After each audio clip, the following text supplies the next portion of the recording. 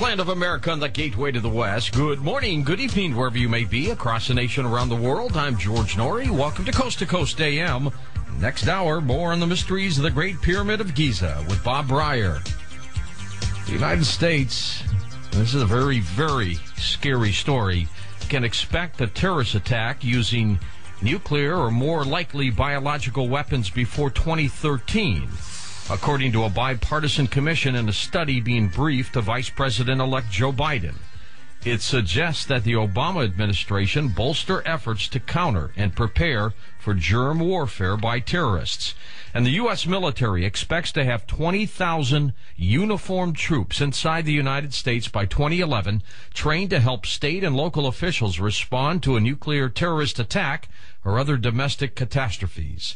The long-planned shift in the Defense Department's role in Homeland Security was recently backed with funding and troop commitments after years of prodding by Congress and outside experts. In a moment, Alex Jones joins us. He will give us his take on whether he thinks we're headed for a police state.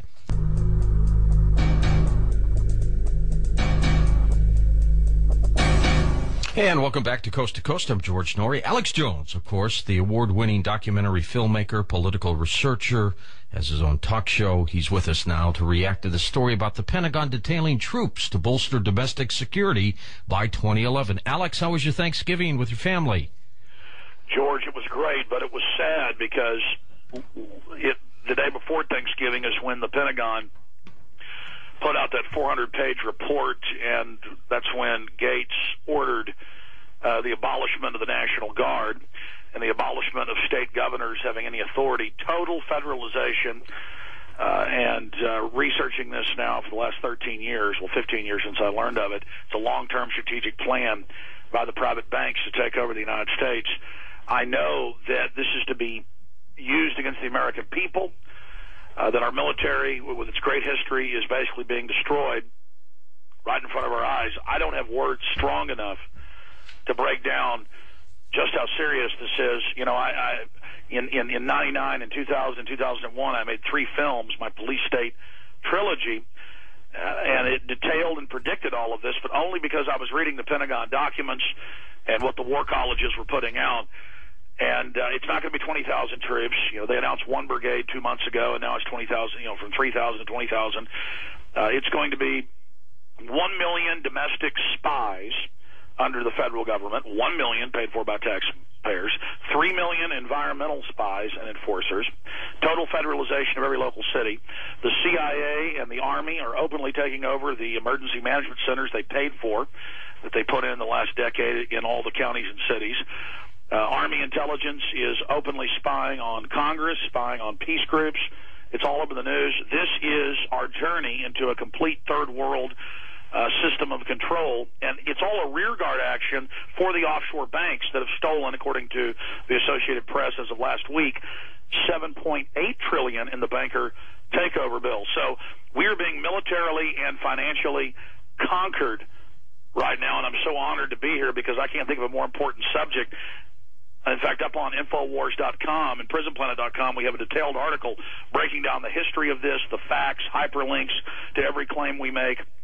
Washington Post, 20,000 more U.S. troops to be deployed for domestic security action.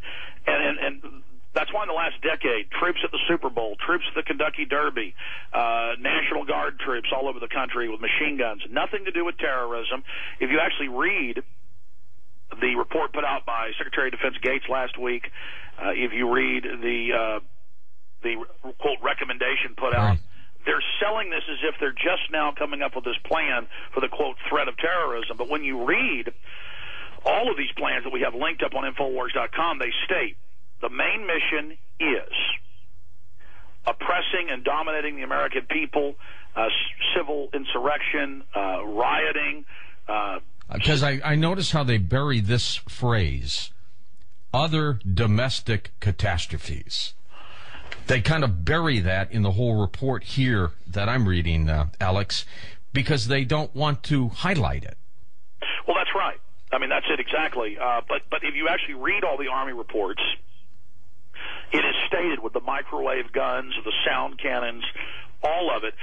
It's also stated in the new report, the orders that went out to all the commanders in the country and all four branches of the armed services.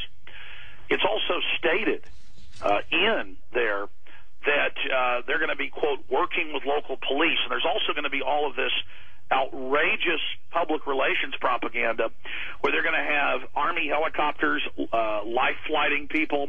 The Army is going to be stationed in every town and city with the jaws of life. When there's a car wreck, there's going to be local PR news stories. They even admit this, going, look, the Army's here and got my daughter out of the car she flipped, as if the locals couldn't do this. But understand, listeners, this is the key. What's this going to do? Well, go ahead. Finish this phrase, and I have two questions. Go ahead. Well, it's just this. It is stated, remember 6 weeks ago, on October 3rd, when members of Congress were threatened, they said, if you don't pass the banker takeover bill, that's what it was. It wasn't a bailout. And then on October 4th, the Treasury said, we're just going to keep the money for bonuses and give it to private banks, and we're going to use and no accountability. And no accountability. Now it's $7.8 trillion Associated Press as of last week. It's about $300 billion a day. But to make a long story short here, Congress was threatened. Now, this is on C-SPAN, on record. I interviewed two of the congressmen. Now Senator Inhofe did an interview a week and a half ago saying, going ahead and naming names, he said yes. He said Secretary of Treasury and Private Federal Reserve Chairman Bernanke came into the meetings. This is on record. He did an interview. The other members of Congress were too scared to tell me who said it. And they said, if you don't pass this, we're going to declare martial law and do it anyway. So the point is, this is high treason. You have private offshore banks openly threatening martial law. And under PDD 51 that Bush signed, that Obama's expanding, sorry, folks, he's a total puppet. It's only going to get worse. It states that Congress has no authority, the state governors have no authority, only the executive and the private groups that surround them. So this is it, folks. This is what happens in third world countries, what happens in other nations all the time.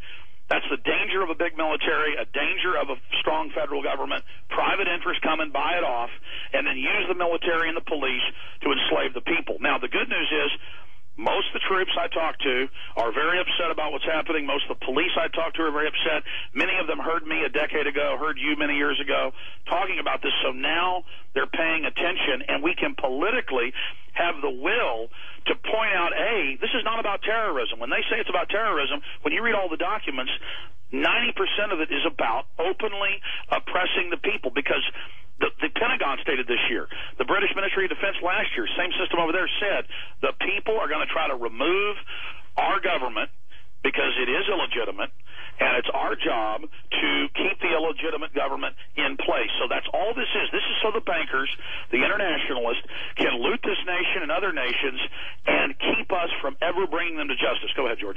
Now, Alex, what about the 130-year-old federal law which restricts the military's role in domestic law enforcement, called Posse Comitatus Act? What about that? This is a violation of that law. Well, it's also a violation of the U.S. Constitution. Up on this story that Paul Watson wrote for my websites, we have the section of the U.S. Constitution quoted, and I've interviewed all these former judge advocate generals, and they're all saying it's treason. They're all saying it's illegal. But under executive fiat and under national security directives like PDD 51, illegitimately, the executive, and you notice Obama wants these powers and wants to expand them. You know, all these liberals were upset about Bush, and then now that Obama's in, they love it. Oh, they're like, okay, that's good. Under this, the president is a dictator, and he's saying to the Congress, you are vestigial, you are ceremonial, you have no power. So Posse Comitatus has not been completely repealed.